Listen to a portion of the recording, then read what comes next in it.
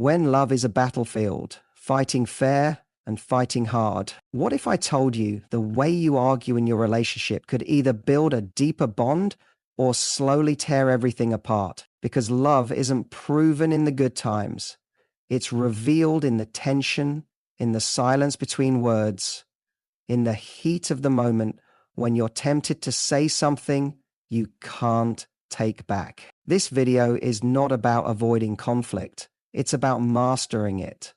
It's about learning how to fight without fear, how to protect your connection even in disagreement, and how to make sure every argument pulls you closer instead of pushing you away. If you're tired of going in circles, if you're craving real growth, real honesty, and a love that doesn't fall apart when things get hard, then stay with me, because this might be the most important conversation you've never had. Let's talk about what it really means when love is a battlefield. Every relationship, no matter how deep the connection or how perfect it may seem from the outside, experiences conflict. It's one of the most misunderstood elements of love. People often think if they're fighting, something is broken. They assume conflict means incompatibility, that tension is a sign of failure, or that a real connection should feel peaceful all the time. But in truth, conflict is not only inevitable, it's necessary. Growth doesn't happen in comfort zones. It happens in tension, in pressure, in moments where two different perspectives collide, and both people are faced with the opportunity to understand each other more deeply. Conflict, when handled well, can be the soil where greater intimacy is planted. When we accept that conflict is part of the terrain of love, we stop seeing it as a crisis and start seeing it as a conversation. It's not the presence of conflict that threatens a relationship, but the destructive ways we choose to handle it. Destruction is not built into the disagreement. It's built into our defensiveness, our ego, our inability to pause before we speak, our habit of using pain as a weapon. Love gives you access to someone's most vulnerable places, and when we fight carelessly, we can do lasting damage to those places, even unintentionally. That's why we must recognize that while conflict may be natural, destruction is always a choice. Most people have never learned how to navigate tension without turning it into a battle of blame. They've seen arguments modeled by parents, movies, or past relationships where anger meant disrespect and disagreement meant disconnect. But healthy relationships rewrite that pattern. In a healthy love, conflict is not about control, it's about clarity. It's not about who talks the loudest, it's about who listens the deepest. When two people bring different emotions, experiences, and expectations into the same space, it's inevitable that they'll clash at times. But how they handle that clash determines everything. Fighting fair starts with this fundamental belief: I can disagree with you and still honor you. I can be upset without being unkind. I can hold my ground without trying to tear yours apart. But most importantly, I can care about the outcome of this conversation without losing care for you in the process. That's the difference between a couple that grows through conflict and one that gets torn apart by it. We all have moments where we feel misunderstood, overlooked, or dismissed. And in those moments, the instinct is to protect ourselves, to fight back, to say the thing that cuts deepest so we feel less alone in our pain. But those moments are where emotional maturity is tested. That's where love shows up, not in whether you feel hurt, but in how you handle being hurt. Do you use your pain as a bridge or as a bomb? A real relationship isn't about avoiding conflict. It's about surviving it in a way that leaves both people more seen, not more scarred. Conflict is an invitation to be known more fully, to say, here's where I'm struggling, here's where I need you, here's where I don't feel safe. And when that invitation is answered with empathy instead of ego, with curiosity instead of criticism, something beautiful happens. The relationship doesn't just heal, it becomes stronger, wiser, more resilient. People often ask how they can tell if someone is the one. One of the best answers isn't how well you love in the good times, but how safely you navigate the hard ones. Love that lasts isn't made in peace, it's tested in pressure. So while conflict is a given, destruction doesn't have to be. Destruction happens when we prioritize winning over understanding.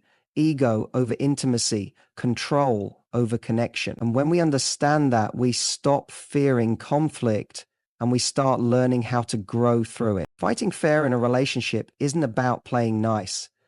It's not about sweeping issues under the rug, biting your tongue to keep the peace, or smiling through gritted teeth while resentment builds.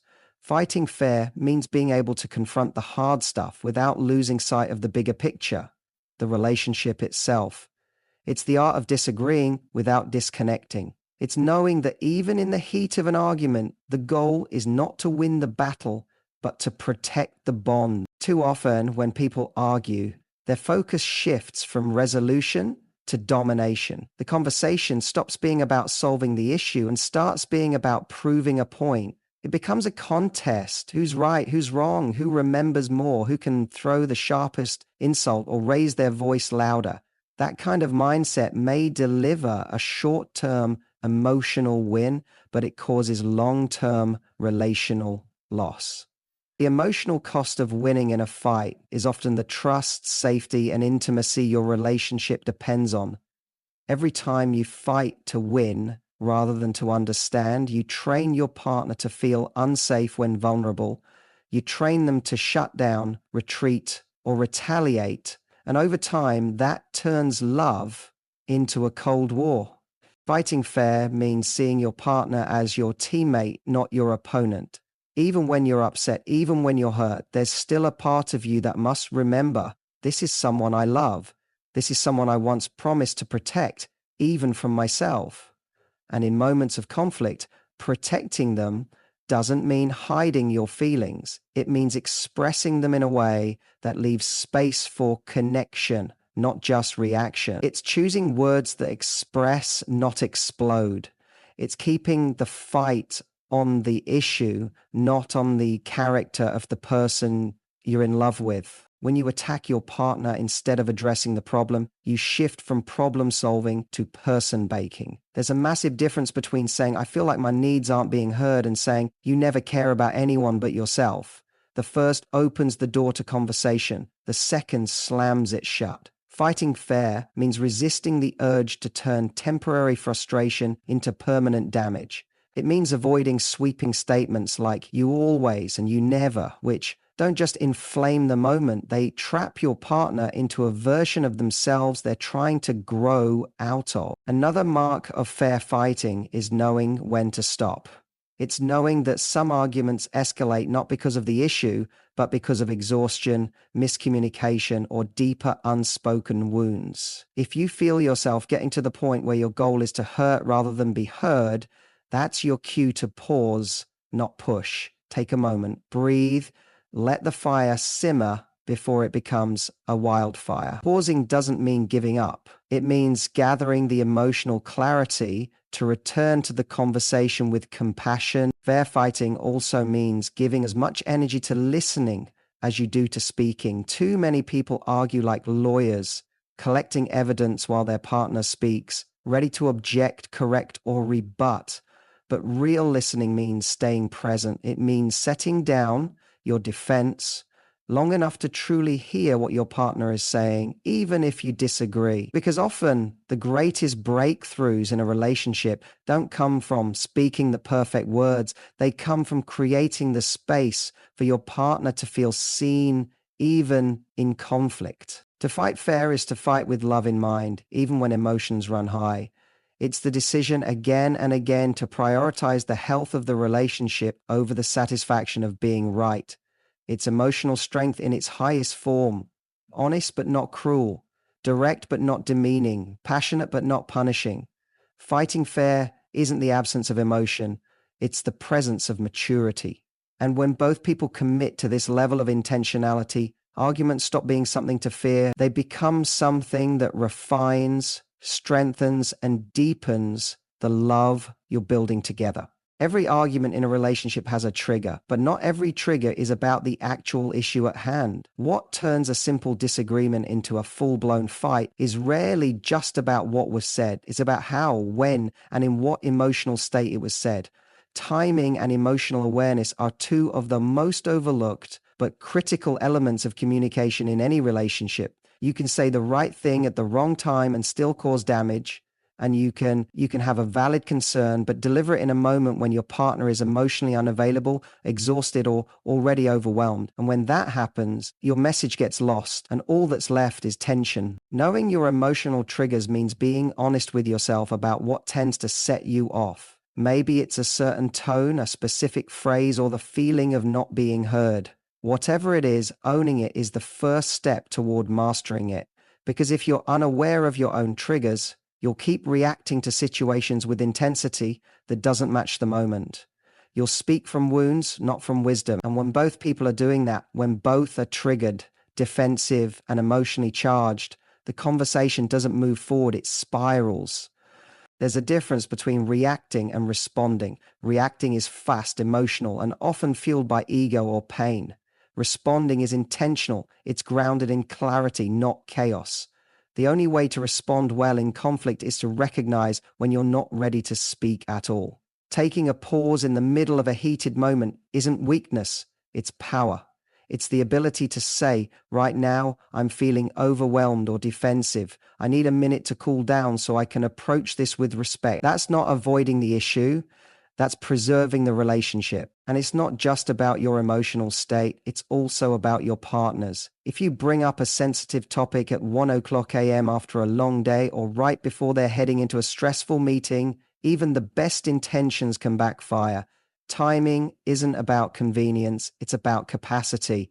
Does your partner have the emotional bandwidth to have this conversation? Are they in a place where they can truly listen, not just hear you? Are you giving the conversation the space it deserves, or are you forcing it into a moment that can't hold it? Being emotionally intelligent in a relationship means knowing when your feelings are valid, but your timing is off. It's understanding that just because something is bothering you right now doesn't mean it needs to be solved right now. Sometimes the strongest move is not confrontation, it's patience. It's waiting until both people are in a place where the conversation can lead to connection, not collision. And when that happens, the issue doesn't just get addressed, it gets understood, processed, and resolved. There's also something powerful about naming your emotional state before diving into a disagreement. Saying, I'm feeling really sensitive about this topic, or I'm not sure how to express this without sounding harsh, but I want to talk about it, can immediately soften the space. It signals that you're not coming in to attack, but to connect. That kind of transparency disarms defensiveness and invites cooperation instead of combat. We often think that the strength of a relationship is tested by how quickly we resolve conflict, but the real test is how consciously we approach it. Do we enter the conversation with the goal of control or with the desire for clarity? Do we let our triggers lead us, or do we lead ourselves through our triggers? And most importantly, do we honor not just the issue we're facing, but the emotional readiness of both people involved? Emotional timing is not a skill most people grow up learning, but once you understand how vital it is, it becomes a game changer. It shifts the dynamic from impulsive arguments to intentional conversations. It creates space for resolution that lasts, not just relief that's temporary. And over time, that awareness builds trust, the kind of trust that lets both people feel safe, even when the topic isn't. In most relationships, the desire to be heard often outweighs the desire to understand. People walk into conversations with a list of what they need to say, armed with arguments, examples, and past evidence to support their point. But rarely do they walk in asking themselves what the other person might need to be heard, or how their partner might be experiencing the same issue from a different angle. The truth is, most arguments go in circles, not because the problem is unsolvable, but because both people are too busy preparing their next response to truly absorb what the other is saying. Listening to understand, not to win, is one of the most powerful shifts a person can make in a relationship. Listening to win is defensive. It's rooted in fear of being blamed, fear of being wrong, fear of giving up power. It's the kind of listening that looks attentive on the surface, but is really just waiting for a pause to jump in and make your point. This kind of interaction doesn't foster connection. it builds walls. The more each person feels unheard, the louder they become, and the louder they become, the less space there is for empathy. The conversation turns into a verbal tug of war, where the goal is to pull the other person over to your side, not to meet them in the middle. When you listen to understand, you're not just hearing words, you're reading between the lines. You're tuning into emotion, to tone, to the need beneath the need. Sometimes a partner is saying, "You never help around the house," but what they really mean is, "I feel overwhelmed and alone." Sometimes they say, "You're always on your phone," but what they really mean is, "I miss feeling close to you." When you listen with curiosity instead of judgment, you get access to the real issue, not just the surface level complaint. This kind of listening requires humility. It demands that you temporarily put aside your own need to be right or validated so you can fully show up for your partner's experience. It doesn't mean you agree with everything they say, but it means you're willing to try and see it from their side. And that effort, that willingness to step outside of your own perspective for a moment, is often more healing than any solution or apology. Feeling heard is a form of emotional safety. It says, "You matter to me even when we don't agree." One of the most disarming phrases you can say during an argument is, "Help me understand." Those three words shift the energy from defense to openness. They let your partner know you're not just waiting to speak, you're here to listen. And that shift can make the difference between a conversation that ends in distance and one that ends in reconnection. The ironic thing is that when both people feel understood, the urgency to be right fades. You no longer need to win the argument because you've both won something more important, the feeling of being seen and respected. And when that happens, resolution becomes natural. Compromise feels less like sacrifice and more like partnership. Solutions become clearer because the noise of ego has been replaced by the quiet of compassion. It's easy to think that the loudest voice in the room has the most power, but in love, it's the quiet strength of listening that builds the deepest trust. When you choose to listen to understand, you become a safe space for your partner's truth. You show them that they don't have to fight for a voice in your presence. And in that safety, even the hardest conversations can become the doorway to... In every relationship, conflict is not just about the disagreement itself. It's also about what happens after. Arguments may be loud, messy, or emotional, but the aftermath is where the real work begins. Rebuilding is a skill that far too many people underestimate. They believe love should be strong enough to recover on its own, that saying, "I didn't mean it," or "let's just move on," is enough to fix the damage. But the truth is, unaddressed hurt builds walls. And over time, those walls become harder to break down. Repair after conflict is not optional. It's essential. When people fight, they often forget that emotional injuries work the same way as physical ones. Just as a wound needs to be cleaned and cared for to avoid infection, emotional wounds need attention, honesty, and intentional healing. Simply returning to normal without acknowledging the impact of a disagreement leaves residue, resentment, distrust, or confusion. The skill of rebuilding means having the maturity to revisit what happened, not to re-argue the point, but to understand the emotional fallout and take responsibility for your part in it. An authentic apology is the cornerstone of repair. But apologizing isn't just saying the words, "I'm sorry." It's about understanding what you're apologizing for. It's being able to say, "I realize I hurt you when I said that," or "I see now that I dismissed your feelings." A real apology doesn't defend itself. It doesn't say, "I'm sorry, but you were being unreasonable."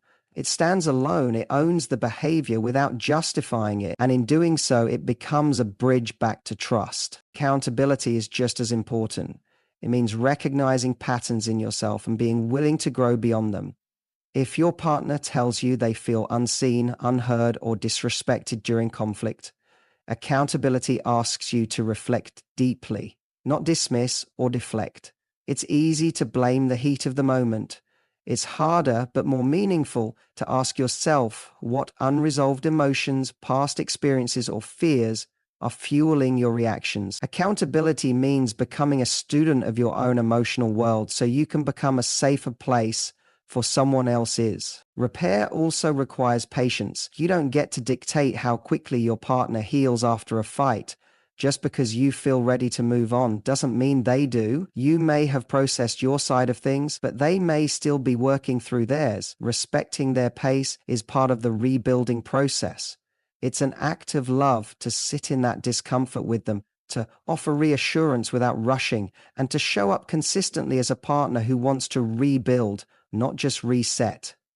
Fighting hard means being strong enough to show up when it's uncomfortable. It means choosing humility over pride. It means being more invested in connection than in self-protection. In many cases, people fear apologizing or addressing hurt because they believe it will make them seem weak or overly emotional. But the truth is, the strongest people in relationships are the ones who are brave enough to repair what they've helped break. That kind of strength builds intimacy. It creates a space where both people feel safe to be flawed, safe to be human, and safe to grow.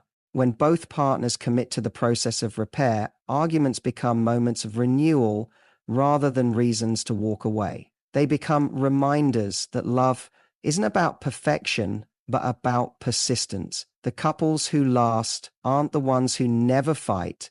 They're the ones who learn how to heal together after the fight. Because real love isn't measured by how few problems you have, but by how deeply you're willing to work through them.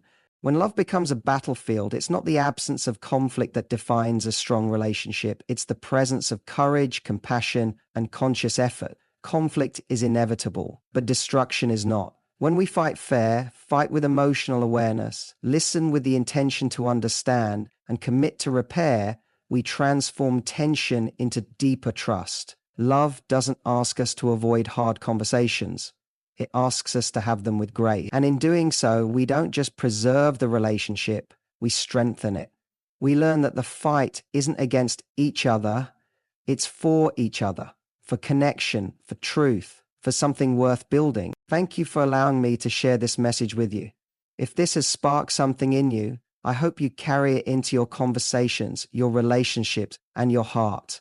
Remember, fighting hard doesn't mean breaking what you love. It means fighting for what you love with everything you've got.